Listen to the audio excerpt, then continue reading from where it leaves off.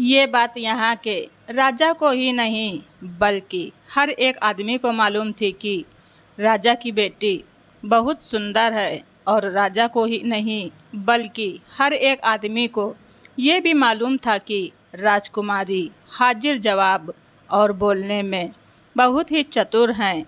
वो अपनी बातों से किसी को भी नहीं बल्कि राजा को भी चुप करा सकती थीं। ये सब देखते हुए ये जाहिर था कि राजा को उससे बहुत परेशानी थी। और वो परेशानी ये थी कि उनकी बेटी से कोई शादी नहीं कर सकता था जब तक कि उनकी बेटी की ज़बान काबू में ना हो। सो राजा ने वो सब कुछ किया जो वो उन हालात में कर सकते थे। इस सिलसिले में उन्होंने एक ऐलान कर दिया कि वो अपनी बेटी की शादी उसी से करेंगे जो उसको बहस में हराएगा। ये सब आसान तो नहीं था, पर फिर भी बहुत से राजकुमार वहाँ अपनी अपनी किस्मत आजमाने आए। और इतने सारे राजकुमार वहाँ आए कि लोग देखकर दंग रह गए। जैसे ही एक उम्मीदवार हार कर महल छोड़कर जाता था, दो और आ जाते थे। अब इतने सारे राजकुमार राजकुमारी का हाथ मांगने आ रहे थे तो राजकुमारी की दासी जैसे वो पहले बाल बनाया करती थी, राजकुमारी के बालों को वैसे ही बनाने का समय ही नहीं मिल पा रहा था। राजा की इस घोषणा से पहले राजकुमारी के बाल बहुत सुंदर थे, पर अब समय न मिलने की वजह से उनकी खूबसूरती कम होने लगी थी। और जब से ये बातचीत शुरू हुई तब से, क्योंकि राजकुमार बहुत सारे थे, इसलिए ये बातचीत दिन के साथ साथ रात में भी चलती थी। तो राजकुमारी को पूरा आराम भी नहीं मिल पाता था। इसलिए उनकी आँखों के नीचे गहरे काले गड्ढे भी पड़ गए थे। बातचीत में हर एक के साथ वो जीत जाती, इसलिए हर राजकुमार को महल छोड़कर जाना ही पड़ जाता। इस चक्कर में महल के रोज़ाना के कामकाज में रुकावट आने लगी, क्योंकि महल में रोज़ बहुत सारे आदमी आते। हालत इतनी ख़राब हो गई कि राजा को एक और ऐलान करवाना पड़ा। कोई भी नौजवान जो राजकुमारी से शादी की इच्छा से महल में आता है, वो अगर राजकुमारी से बहस में हार गया तो उसको कड़ी से कड़ी सज़ा दी जाएगी। राजा की इस नई घोषणा से आने वाले नौजवानों की गिनती में एकदम से बहुत उतार आ गया। पहली बार राजकुमारी बहुत दिनों के बाद मुस्कुराई। बहुत दिनों के बाद उसने अपने बाल बनवाए, पर राजा के चेहरे पर मुस्कुराहट नहीं थी। वो सोचने लगे, अगर मेरी बेटी को कोई नहीं हरा सका तो मेरी बेटी तो कुंवारी ही रह जाएगी। उसी समय कुछ ऐसा हुआ कि एक नौजवान भिखारी ने राजा का ये ऐलान सुना तो उसने सोचा, मैं राजकुमारी से बहस में अच्छा क्यों नहीं हो सकता। अगर मैं जीत गया तो मुझे महल में रहने को मिल जाएगा, और अगर मैं हार गया तो देखता हूँ कि राजा मुझे क्या सज़ा देते हैं। ये सोचकर वो भिखारी राजा की महल की तरफ चल दिया। जब वो जा रहा था तो रास्ते में उसने एक मरा हुआ कौवा देखा। उसने उसको देखकर मज़ा लेते हुए सोचा, क्या पता ये किस काम आ जाए, और उसने वो कौवा अपनी जेब में रख लिया। वो फिर महल की तरफ चल दिया। आगे जाकर उसको बीच सड़क पर पड़ा एक पुराना टब मिला। उसको देखकर उसे याद आया कि उसकी माँ ने कहा था कि कोई भी चीज़ बर्बाद नहीं करनी चाहिए, चाहे वो टूटा हुआ टब ही क्यों ना हो।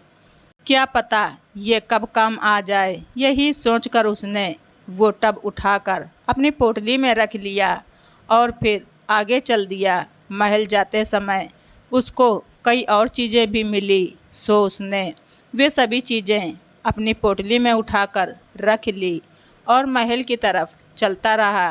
फिर उसको एक डंडा मिला, एक हुप मिला और एक बूढ़े बकरे का सींग मिला।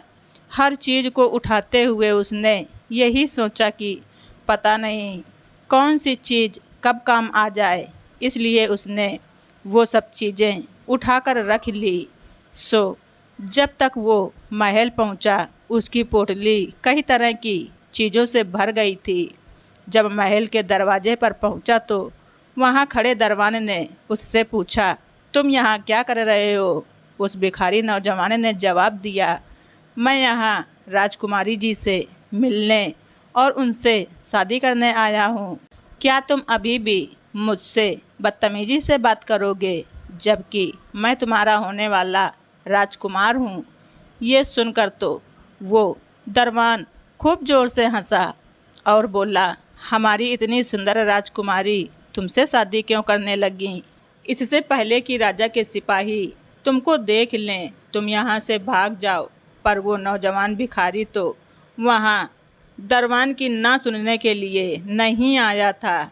उसने उससे प्रार्थना की कि वो कम से कम राजकुमारी को ये तो बता दे कि कोई उनसे शादी करने की इच्छा से खड़ा है। काफ़ी मिन्नतों के बाद वो दरबान उसको अंदर ले जाने के लिए राजी हो गया। राजकुमारी को भी कई हफ्ते बीत गए थे किसी से बहस किए। उसने उस नौजवान की प्रार्थना स्वीकार कर ली और उसको अंदर बुला लिया। जैसे ही उस नौजवान ने राजकुमारी को देखा तो बोला, नमस्कार ओ मेरी राजकुमारी, जिसके हाथ और दिल दोनों बर्फ़ के हैं। राजकुमारी ने तुरंत उसकी बात को काटा, मेरे दिल के साथ कोई गड़बड़ नहीं है और जहाँ तक मेरे हाथों का सवाल है वे इतने गर्म हैं कि किसी कौवे को भी भून सकते हैं। राजकुमारी ने सोचा कि उसकी ये बात उस नौजवान को चुप करा देगी, पर उसको तो ये पता ही नहीं था कि वो नौजवान कितना होशियार है या फिर उसकी पोटली के अंदर क्या है। उस नौजवान ने आश्चर्य से पूछा, क्या कहा? एक कौवे को भूनने के लिए काफ़ी गर्म है। ये तो अच्छा है, एक कौवा मेरे पास भी है। देखते हैं कि आपके हाथ इस कौवे को भून सकते हैं या नहीं। राजकुमारी भी इतनी बेवकूफ़ नहीं थी। उसको आश्चर्य तो बहुत हुआ कि उसके पास कौवा कहाँ से आया, पर उसने उसको अपने चेहरे पर झलकने नहीं दिया। वो हार मानने वाली भी नहीं थी। वो बोली, हम उसको अभी और यहीं भूनेंगे। अगर हमारे पास कोई टब हो जिसमें हम उस कौवे को रख कर भून सकें। नौजवान भिखारी ने पूछा, तो आपको टब चाहिए? इत्तेफाक की बात है कि मेरे पास टब भी है। अरे ये यहीं तो था, कहकर वो अपनी पोटली में टब ढूंढने लगा। जब वो भिखारी अपनी पोटली में टब ढूंढ रहा था तब भी वो राजकुमारी शांत बैठी थी। जब भिखारी ने वो टब निकाला तो राजकुमारी ने उसमें एक दरार देख ली तो वो हंसकर बोली, तुम क्या सोचते हो कि किसी टूटे बर्तन में कौवा पकेगा? ये तो राजकुमारी की बेइज्जती है।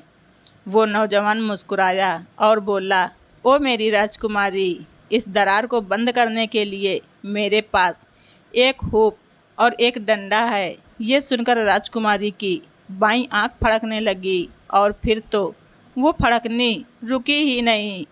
राजकुमारी के पेट में हलचल सी होने लगी। उसने सोचा, इस भिखारी के पास तो सब चीज़ों का जवाब है, पर वो इस बात को अभी भी मानना नहीं चाहती थी। वो बोली, ओ भिखारी, तुम तो बड़े चिकने हो। तुम मेरे शब्दों को टेढ़ा कर देते हो और तुम किसी भी तरह फांसे नहीं जाते। भिखारी मुस्कुराया, चिकना और साथ में टेढ़ा भी। ओ राजकुमारी, शायद ऐसा कुछ मेरी पोटली में भी है। हाँ, ये है ना, ये देखिए, बकरे का ये टूटा हुआ सींग चिकना भी है, फिर भी ये कितनी सुंदरता से मुड़ा हुआ है ना राजकुमारी जी? भिखारी अपने सवाल के जवाब का इंतज़ार कर रहा था, पर वहाँ तो कोई जवाब ही नहीं था। राजकुमारी इसके आगे कुछ न कह सकीं। राजा के साथ सारे लोग आश्चर्य में पड़ गए। राजा ने अपने ऐलान के मुताबिक अपनी बेटी की शादी उस भिखारी से करा दी। सब उस शाही शादी में शामिल हुए और फिर उसके बाद तो किसी को कुछ याद ही नहीं रहा। शादी के बाद जब मेहमान जाने लगे तो राजा ने एक और ऐलान किया, मेरे मेहमानों, अपने दामाद से मैंने एक सबक सीखा है कि कभी ये मत कहो कि तुम अपना उद्देश्य हासिल नहीं कर सकते और अपने सपने पूरे नहीं कर सकते। अगर तुम अपनी अक्लमंदी इस्तेमाल करोगे तो तुम सब कुछ हासिल कर सकते हो। तो दोस्तों, आप सभी लोगों को हमारी ये स्टोरी कैसी लगी कमेंट बॉक्स में ज़रूर लिखें। चैनल पर नए हैं तो सब्सक्राइब करना ना भूलें। धन्यवाद। रीचा वाइज।